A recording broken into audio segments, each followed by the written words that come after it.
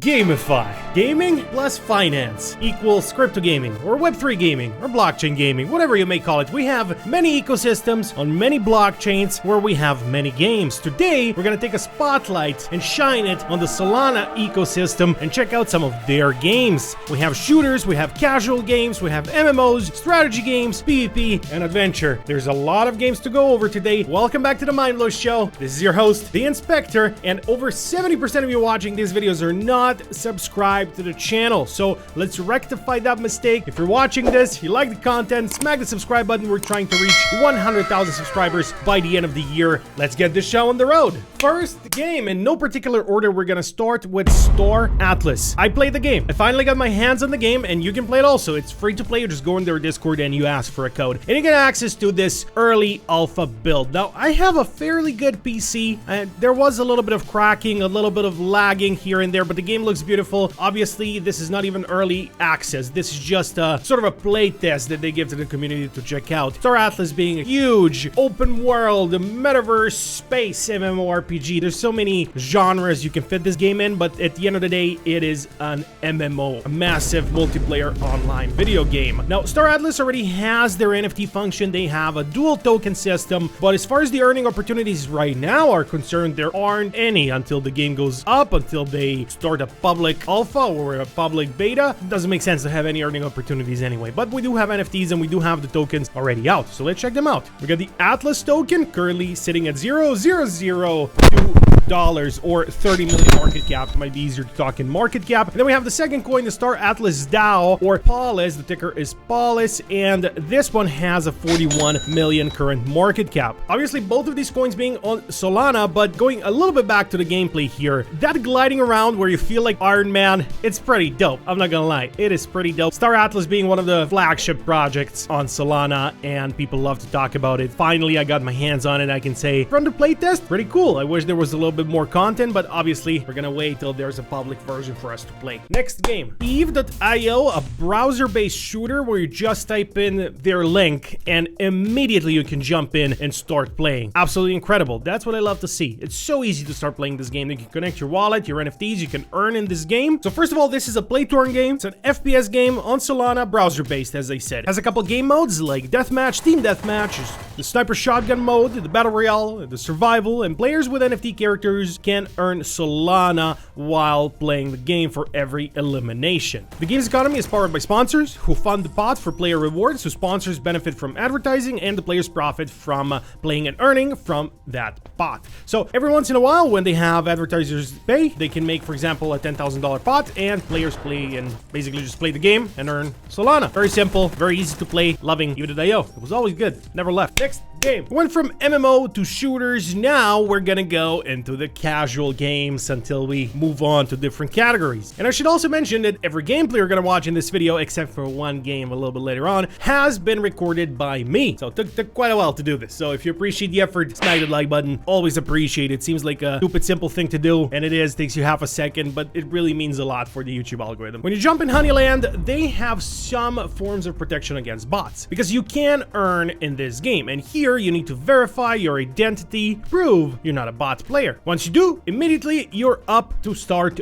earning some cryptocurrency, specifically their cryptocurrency HXD, currently trading at 2.2 cents or just a bit below $10 million of market cap. The token is not looking too bad considering that it just launched last year, so it didn't have a proper bull market yet. Obviously, all-time high price is $3, and it happened on the 1st of January this year. That's an interesting time to have an all-time high. Obviously, it did fall a lot, but then again, all the coins have fallen quite a lot. But we're not here to speculate about the token's prices. We're here to talk about the game. As soon as you finish the tutorial inside of the game, immediately you will earn a little bit of HXD, their token. From there, you're going to be able to do daily quests. You're going to get daily login bonuses and stuff like that. We're going to be earning points as well as tokens. So you have your bees who you can send out to harvest. Obviously, they harvest honey. What else would bees harvest? Well, technically, bees harvest pollen from flowers and then they poop out honey. So they don't really harvest honey, do they? Yeah, anyway. This is a free-to-play game, but then in order to further limit bots, you have to become a certified beekeeper. To get it, you need to finish the welcome pass, or you need to wait for 10 days to have passed. After that, it requires the scan of your face, which we saw in the beginning, which is sort of, they call it a civic pass, but it's sort of like a KYC. And then there's a limit to how much you can withdraw, but they also have an option where you can pay something for a season pass and then have limitless withdrawals. So microtransactions a little bit. This game does have a huge community, a great community, and overall it does pay, and it is a casual game that is free to play, so you can start playing it if you feel comfortable sharing your face with the developers of this game. I'm not telling you what to do in any way, shape, or form. You're free to make up your own opinions. I'm here to show you the games on Solana, and now I've shown you the first casual game of the day, Honeyland. Moving on to the next game. Back to shooters with BR1 Infinite. Now, this game I've featured quite a bit in the past, and it was featured in our Tokenized 360 newsletter just in the last edition last week. So for this week's newsletter, we're gonna talk about hidden gems. So hidden gem crypto games you don't want to miss on this week's newsletter this Friday. So subscribe to Tokenized 360 if you haven't already. But anyway, this is BR1, where you can get $0.1, or rather you can get 10 cents for each elimination you make inside of this game, and then for each time you get eliminated you lose those 10 cents. There's also a $1 mode. It works exactly the same, but it's $1 instead of 10 cents, and you get paid in USDC. Now there's a little bit more to it, as there's limits to how much you actually need in order to withdraw, but other than that, it's a third-person shooter, which is a lot of fun. We can check it over a list here for the shooter games. I didn't want to get too much into it because we have many games to cover, and this one I've covered recently. With that being said, next game is Rage Effect, another shooter. Now they have two games. They have a mobile game and a PC game. Here in this gameplay, I have recorded the mobile game. It's so difficult to play shooters on mobile. Why do people do this? I understand lots of people love to play it. Lots of people love PUBG Mobile and stuff like that. I am not one of those people. Look at this. Look at how long it took me to realize what the actual targets were here. And finally I figured it out, and it's so difficult to aim. But anyway, it works fine. It works good. I understand there's a lot of mobile game lovers out there who love to play shooters on mobile, and there's a lot of people who don't even have PCs. They only have mobile. So it's good that this exists. I'm just gonna say it like that. The idea of earning is that the players get rewarded with in-game currency as well as the cryptocurrency. So with RGE, or Rage Effect token. At the end of each round, based on their individual performance and daily reward system, which may be used to purchase more powerful weapons, skins, vehicles, etc., or, well, withdrawn. So that's the idea of how they want to do it. But currently, you can earn through weekly events and giveaways that they hold over on their Discord. So all in all, it's a good game to keep your eyes on. And now let's admire my mobile shooting. Look at how long it took me to eliminate this guy. Oh man, it's frustrating just to watch. Come on, just aim. Thank you. And this was against bots, by the way. Anyway, Rage Effect covered. Next game. Since I do want to speed this up a little bit, we have Neon Heroes, which are currently doing a 5 million Neon token airdrop, calculated at around $420,000 that you can earn until September 25th. I recently did a standalone video on Neon Heroes, so I will not waste too much time on this. Play the game. It's free to play on the Epic Launcher on PC. You earn the airdrop points, or rather the Meow points, and from there you can also get the token once the event is done and once the airdrop comes along. Neon Heroes removed from the list, or rather added to the list. Next game. Finally, we're moving on to the next casual game, or idle, if you will. I know lots of people who are fans of idle games, and this is one of them, called Wizardia. This is gameplay of their tutorial that I recorded some time ago. Just gonna show you what it looks like and what it feels like while I explain to you how the earning mechanics work, or what your earning opportunities can be in this game. So you can earn by a couple different ways. First of all, winning in the play to earn duels. Duels, the same as the ones we're watching right now. You play turn-based. It's pretty idle, pretty casual.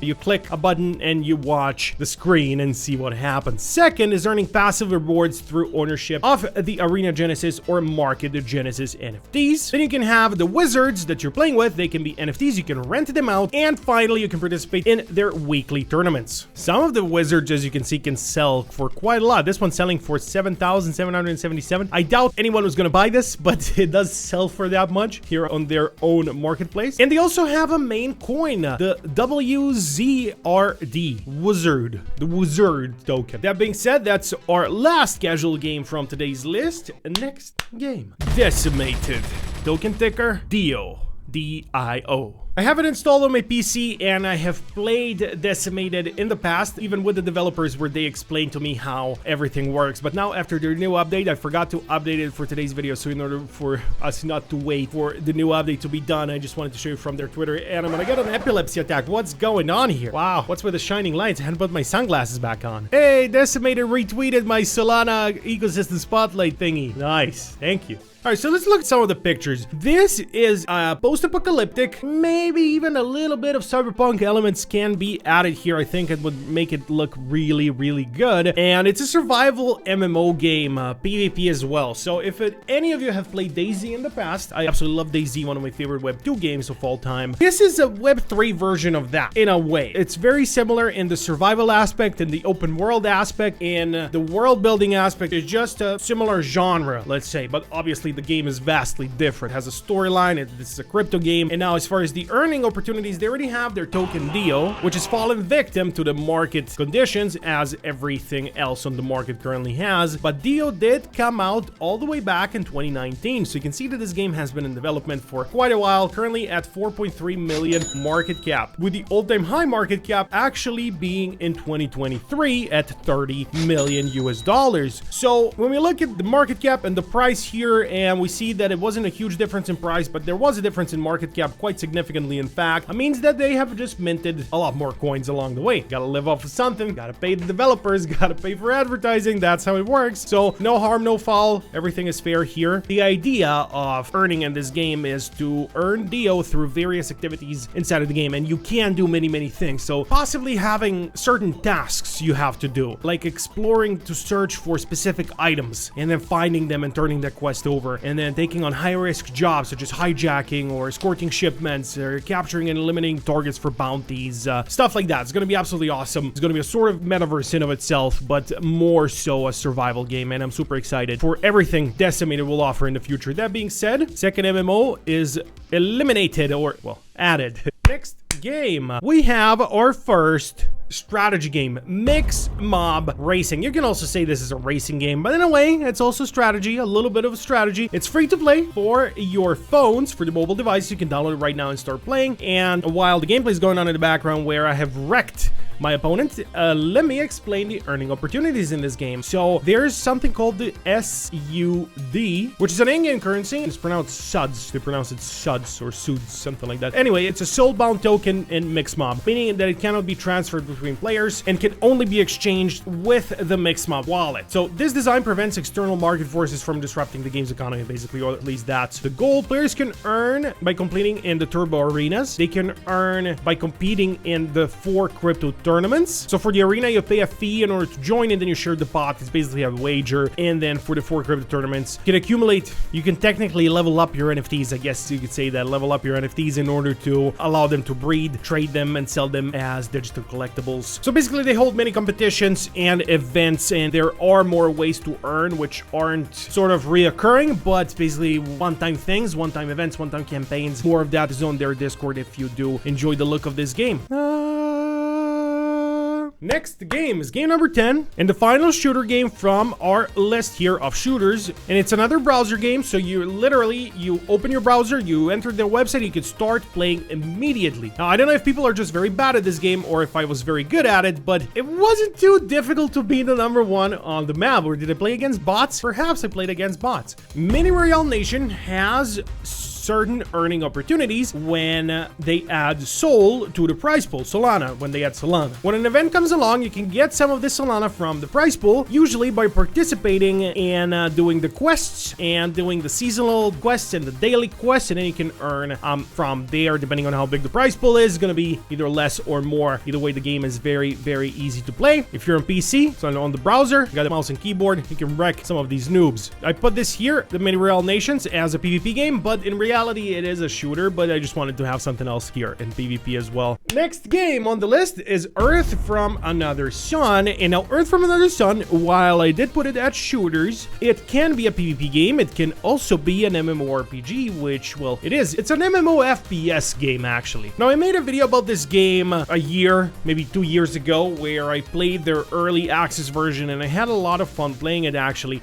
Now, it is not fully out, but you can play the same way that Star Atlas. You can check out what they have so far. So, I'm not gonna get into all the details as to how big this game is, this being an MMO. Just imagine, it's absolutely huge. It's filled with lore, it's filled with quests, it's filled with all kinds of things that you're gonna like if you're an MMO fan. You're gonna be flying around space, you're gonna be fighting aliens, it's gonna be absolutely glorious. Now, first and foremost, this game is FPS, so lots and lots of shooting, but also lots of commanding your armies and stuff like that. So as far as earning opportunities, obviously the game is not out yet. Once they have a public version, even a public beta, they may already have the earning opportunities, but the idea is that this won't be a traditional play to earn game. It is designed to be play and earn, where in essence you'll have the opportunity to create and enhance powerful gear and then trade it with fellow players. One of the ways that they want to have players earn inside of the game is by utilizing the marketplace. Now, before, I wouldn't think of this as a good thing, but now after playing Lumitera, I think this is an amazing thing. In Lumitera, I have earned more from selling things on the marketplace than I have from the actual play to earn loop.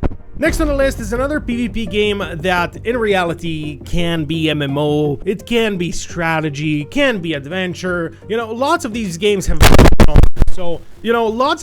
multiple genres, so you can really pick and choose where you want to put them. I just put them in the categories I did because it looks cooler. There's 2 utility tokens in this MMO RPG kind of game, also PvP. We got the ELU coins and we got the EKS coins. So the ELU, or Illumia Crowns, are the governance utility tokens. So the ELU, the first one I mentioned, that gives you access to exclusive game items and in-game activities such as item minting and asset transfers, whereas the EKS, the Illumia Crystal Shards, are the in-game currency and basically the thing that you use in order to earn, so you can transfer EKS to Solana, basically. So you can also purchase in-game items with it, but it's also important to keep in mind that the last time I played this game, I needed to have their NFT in order to earn. Now, once the game fully comes out, it'll be fully free to play and you'll be able to earn and to play without having one of their NFTs. The current floor price of their collection is 0.37 Solana, so $47.87. Not too bad. Back when I was recording a video of this, when I bought the NFT,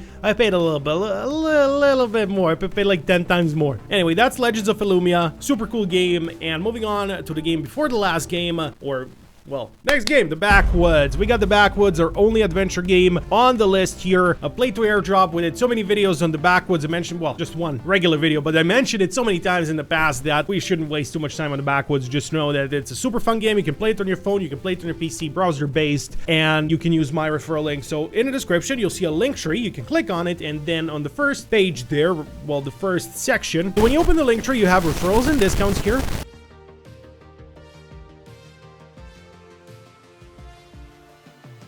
Hence, I kept it for the end of the list, and it is a game I definitely want to get my hands on, but currently there's so many games that we're playing, so many games that we're into, so many airdrops, so many play to earn, so much of everything that it's difficult to keep up with all the things that are out there. So Aurori has weekly Ori, which is their coin. So each week, this Ori token is split into 2 pools, the OKA pool and the Toke pool. OKA is 90% and Toke is 10%, and then winning these ranked Blitz PvP matches. So the type of matches we're looking at right now, this is the Blitz mode, sort of like a Pokemon kind of thing, where Earth is better than Thunder, Thunder is better than, I know, is this Air, but anyway, you get the point, kind of like rock, paper, scissors, sort of like Pokemon used to do it, and well, still does it. So winning these ranked Blitz PvP matches earns you either Oka or Toke, which both are used to claim Ori, their main token, their main coin. That's as far as the PvP rewards are concerned. We also have PvE rewards, but for the PvE rewards, I will have to sit down, play for myself, and tell you how it really is. I don't want to give you any false information here other than the fact that the game looks super cool. I can't say much more than that. To be honest, it does look like a fully fledged MMORPG, also with the added element of the PvP battles, which kind of look like Pokemon. I don't know how that's going to translate really once you start playing the game, but there's only one way to find out at the end of the day, and as long as the game is free to play, doesn't ask me to put any funds in ahead of me playing the game, then I'm completely fine with it. it. As long as the game looks even remotely playable, I will definitely give it a shot. And Aurora is way more than playable. It actually looks like a very solid game that I can get behind. But anyway, that remains to be seen once we give it a shot. So that's it. Solana ecosystem done. What's the next ecosystem I should do? Ronin, Immutable? Let me know. I'm leaving for now.